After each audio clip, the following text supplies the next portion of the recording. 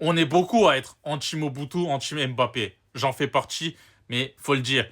Quand ce mec active son mode Coupe du Monde, il devient énervant, il devient intouchable. Ce soir, il met un doublé. Sa première mi-temps, elle est moyenne. Mais après, deuxième mi-temps, il n'y a rien à dire. Officiellement, meilleur buteur de l'histoire de l'équipe de France. 58 buts. En plus, le deuxième but, parce que Mbaye met un but. Le but du 2 buts à 1. Qu'est-ce qu'il fait? Ok, donnez-moi le ballon, frappe au 25 et je termine le match, frère. Parce que là, il y a 3 buts à 1. Et en stats, oui, l'équipe de France mène parce que l'équipe de France a dominé la deuxième mi-temps. Mais en première mi-temps, si le Sénégal fait pas de conneries, ils peuvent mener 2-0 quand même.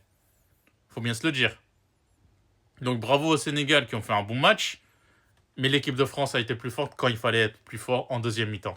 Et ce mec-là, faut qu'on en parle. Michael Olise, depuis qu'il est là, il a tellement changé l'équipe de France.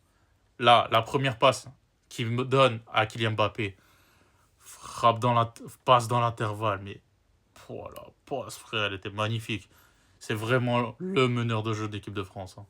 Et même, je sais pas si elle est comptée comme passe décisive, la deuxième, puisqu'il y a une espèce de faute, et je sais pas si c'est lui qui touche le ballon en dernier, mais c'est lui qui donne aussi la passe à Kylian Mbappé pour son banger.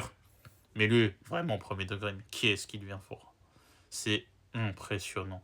L'équipe de France s'est fait peur, mais fait principal. Victoire pour ce premier match de cette Coupe du Monde. Et il est énervant. Quand il se met en mode Coupe du Monde, il devient intouchable, frère.